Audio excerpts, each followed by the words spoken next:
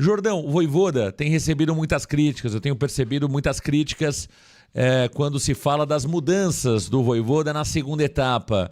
Você concorda com essas críticas? O Vojvoda tem mexido mal, tem enxergado mal o elenco do Santos ou vai muito mais na conta do elenco pouco qualificado? Quando ele olha para o banco, ele tem poucas opções para mudar e para fazer diferente, Jordão?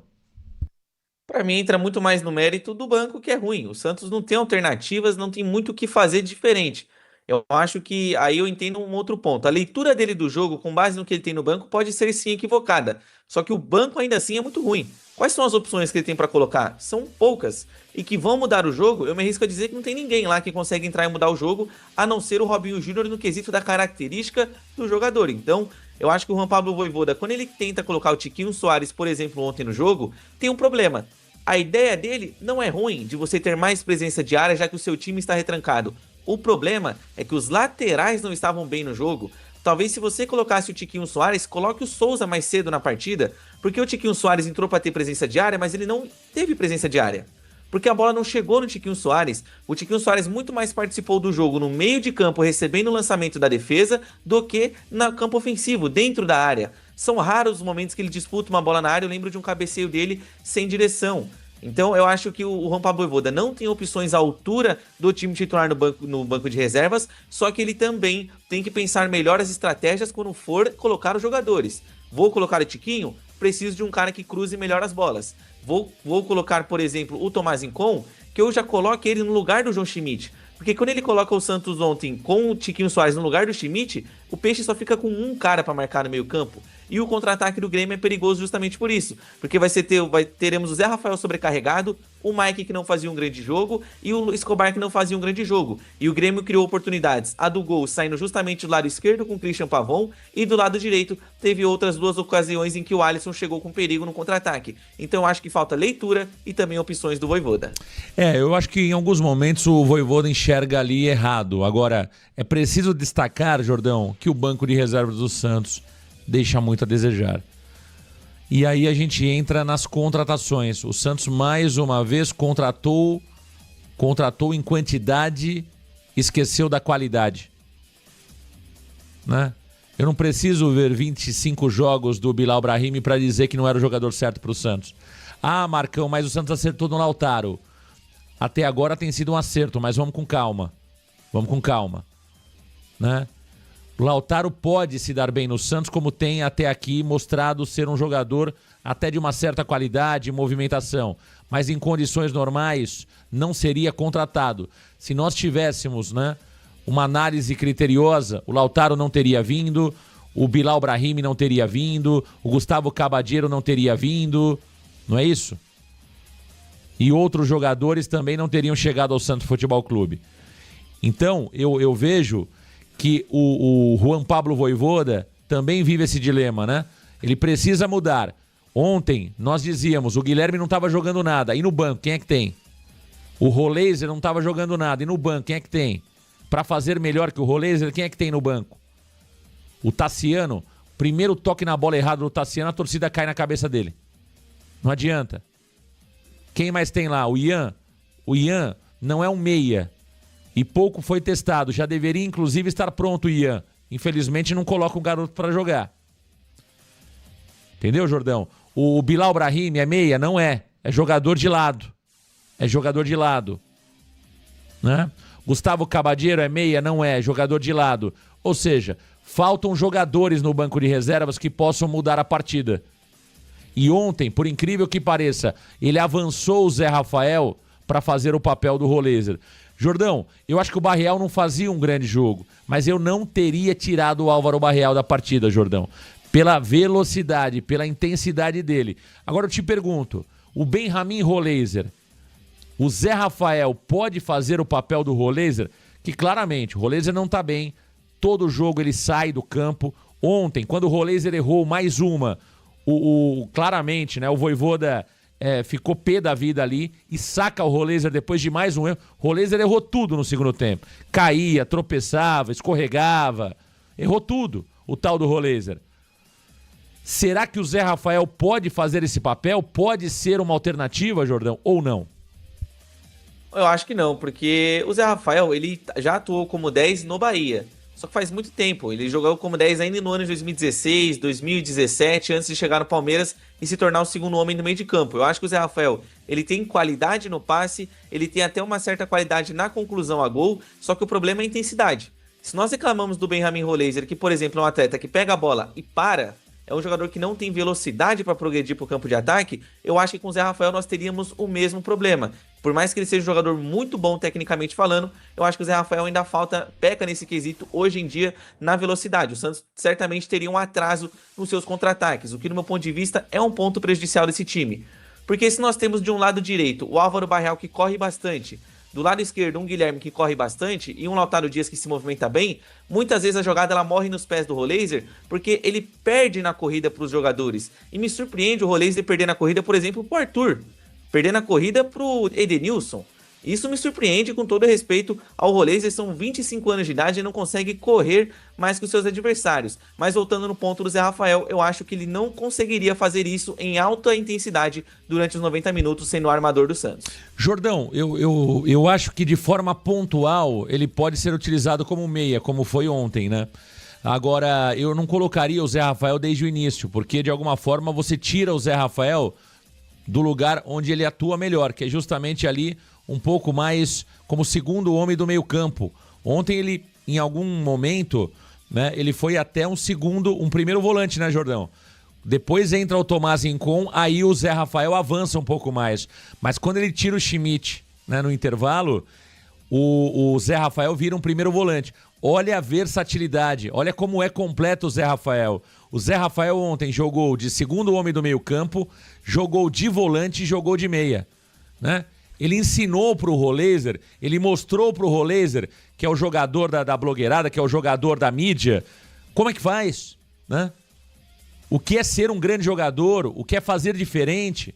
O Zé Rafael deu aula ontem pro Roleiser.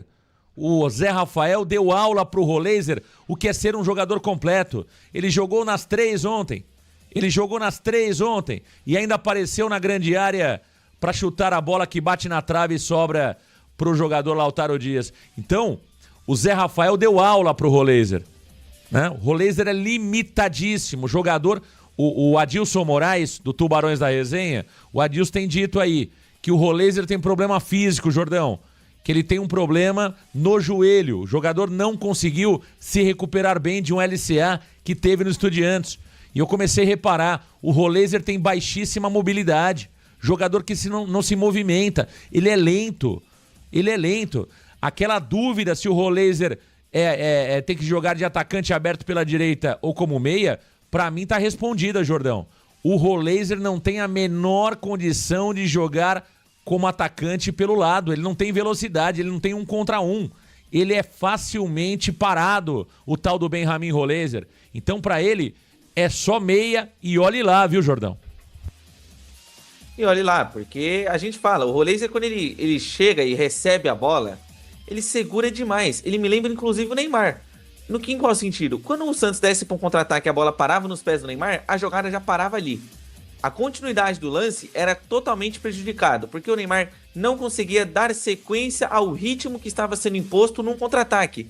E isso acontece demais com o Benjamin Roleiser. O Roleiser, para mim, me parece aquele jogador dos anos 80, dos anos 90. É um cara que ainda acha que o futebol é resolvido sem você precisar correr tanto, sem você precisar ser intenso. E hoje mudou totalmente. Você tem que ser intenso. Você precisa correr os 90 minutos, e não é correr feito um maluco no gramado. É você ter o entendimento da velocidade que você tem que colocar na jogada. Quantas vezes ele não recebeu a bola e ele parou o lance? Ou ele recebeu a bola e tocou para o lado, tocou para trás. São poucos os momentos em que o Roleiser ele consegue desequilibrar uma jogada. Pouquíssimos. E isso é muito ruim, porque é um investimento alto do Santos. Quando você me traz um jogador de mais de 70 milhões de reais, que ele contribuiu com gols em 4 ocasiões, vamos considerar, arredondando o número, 70 milhões de reais. Ele participou de 4 gols, cada participação de gol do Roleiser custa ao Santos 17 milhões e meio de reais. Tá justo isso? Claro que não. Claro que não. Então o Roleiser tem que melhorar muito, o Vojvoda tem que chamar ele para uma conversa e falar, ó, meu amigo, vem aqui. Quando você é o meia do time, você é o único que jamais pode pegar essa bola e olhar para trás. seu jogo é pra frente. Você tem que olhar pro seu companheiro, você tem que olhar pro seu atacante, pro seu ponta fazendo ultrapassagem. Esquece o João Schmidt, esquece o Zé Rafael. Olha pra frente, porque o Benjamin Roleiser parece que tá toda hora alguém chamando ele nas costas dele, porque ele só olha pra trás e nunca dá continuidade numa jogada. Agora, se o Roleiser mais uma vez decepcionou, e o Thiago Jordão trouxe aí um número importante, né? Participou de 4 gols desde o começo do ano. Uma vergonha, né? Eu nem tinha esse número, viu, Jordão? Quer dizer que são 3 assistências, são 2 assistências e 2 gols, é isso? Isso mesmo. Uma vergonha, né? Uma vergonha, né? Feio. Uma vergonha, horroroso. Olha esse número, hein? O cara tá quase 10 meses no Santos. A maior contratação da história do clube. Em reais, valor original, o Roleiser é a maior contratação da história do Santos. Ele é mais caro do que o Damião, ele é mais caro que o Cueva, ele é mais caro que todos esses jogadores. Só mídia. O cara em 10 meses de clube participou de 4 gols, 2 assistências e 2 gols. Não me venha com pré-assistência, não me venha com isso aí, hein? Não me venha com esse papinho, hein? 4 gols. Isso é um número ridículo. Né? Isso é um número ridículo. Agora, Jordão, se o Roleiser foi mal, quem entrou muito bem ontem foi o Robinho Júnior. Mostrou muita personalidade. O Robinho Júnior levantou a torcida e quase foi responsável pela virada do Santos. A Vila Belmiro mudou a atmosfera depois que o Robinho Júnior entrou. Além de ter ido muito bem, tecnicamente, foi um jogador que teve protagonismo, né? Driblou, bateu pro gol, bateu cruzamento, mostrou muita personalidade o Robinho. Mudou a partida ontem e quase é responsável pela vitória do Santos. Vamos ouvir o treinador Juan Pablo Vojvoda sobre o jovem jogador do Peixe. Quanto a Robinho, como todos los jóvenes, nos treinamos muito con esos jóvenes, es más, vienen muito del sub-20 para completar treinamentos porque necesitamos deles, como falo dele, como falé, no sé, de Gustavinho, que otro día, que nadie fala, ¿me entiende? O Kenai, que son más volanchis, Germón, que ya tiene posibilidades, ano pasado en Serie B, Juninho, son jóvenes que para mí, los jóvenes, tienen que jugar, ¿sí? Tienen que jugar. Bueno, hay veces que no encontramos o no se encuentra el momento para que el jugador juegue en el primero elenco, entonces un joven estar un mes treinando y no jugando para mí no es legal eso, entonces bueno, nos da la posibilidad de utilizar a ellos en un sub-20, por eso utilizamos a Germón y ellos están predispuestos a hacerlo, a Germón, a Juninho, bueno, más cuando las posibilidades lo permiten, porque ahora acho que sub-20 joga o sexta-feira, no temos viaje o sábado, entonces hay que encaixar bien eso, entonces son jugadores jóvenes que, bueno, que Santos siempre tiene ese potencial de jóvenes con jerarquía, con cualidades. Y bueno, yo estoy feliz con esos jóvenes y mi obligación es ayudar a crecer a ellos también. Tá aí o treinador Juan Pablo Vojvoda, após o empate de ontem do Santos contra o Grêmio. Palavras sobre Robinho Júnior. Meu cara... Opa! Alô, DJ! Alô, DJ! Vai com calma.